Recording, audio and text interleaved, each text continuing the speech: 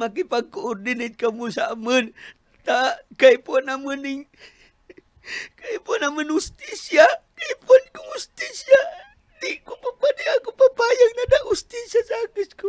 Aram ko. Haros day na napapatud ang luha kan padre di pamilyang ini makalis na mawaaran ng 3 anyos na aking babayi huli sa subuot kapabayaan kan sarong ospital sa syudad nin Ligao. Istorya ni Tatay Lee kan Zone 6 Bacolod, Libon, Albay, Nobyembre 26 kandarho niya sa ospital ang kangudan sa apat niyang aki na si Baby Naila huli sa asma na sinabayan pa nin kalentura.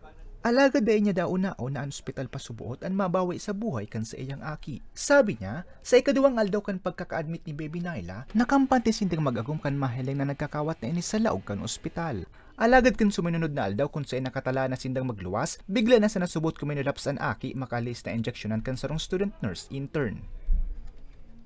Tuminindag sun ni clinical nurse sa may bed. Sa may bed, nagposisyon siya nga ragsan kinasun nurse nang magatusok diya na barang maski sa clinical nurse, di nagiwag ka sa di luay-luayan mo. Di nagsabi sa amin na, Kuya, ate, yading bulong po, yadi antibiotic yung uno-uno, itutusok sa akis mo, sinda sinabisan, sir, po, sinda na sinabi.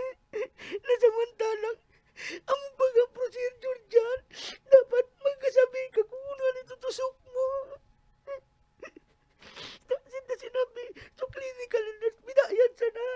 Nagkapot siya nung dismayado na sa akos ko nung nagkulapsa. Kinapta niya sa kamot. Di niya kinita sukuhan. Di niya kinita sa akos ko. Di niya kinita. Nagatusok siya. Pagduduo ni Tatay Lee, daisinda kumbinsidong mag-agum sa nakasurat sa medical certificate na pigpaluwas kan ospital kung sain pigsasabing respiratory failure, hypoxic ischemic encephalopathy, hyperactive airway, ang kausa kan pagkagadan kan sa indang aki na nagbubusol sa indang unyan, nga ni magsundad din kaso laban sa ospital. Wala na sindang sisabi. Blanco na sinda. Puro na sinda cover up. I-cover na ninda sa mga sala. Sa mga iyuunga na mga. Puro na sinda, wara ngayon si Duk. Wara si Duk, da si Duk. Pin mga lugsan. Tamagunga dapat ako ano sa nangyari. Kaya, nag-focus na lang kami sa autopsy. Pigbalo man kan news team na kuwaon ang lado kan ospital alagad nagsayuma munang magtaonin pahayag huli ta under investigation pa ang insidente. Sa ibong kaini, dahi man da pauntok ang pamilya Quilonio sundo sa dahi natatawanin hustisya ang pagkagada ni Baby Naila. Pidip, emergency. Makipag-coordinate ka mo sa amin. Kay po naman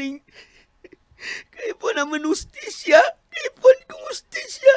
Di ako papayag na ustisya sa agis ko. Para magimpir ang laban ta. Magimpir. Tao man kami, tao. Magimpir. Tawan nyo kami. Asistensya. Laom niya man na maging leksyon ang pangyayari nga ni mas pakarayon pa kan mga ospital ang serbisyong pigtataos sa mga pasyente. Para sa mga baretang tatak Bicol, Ariel Lubea.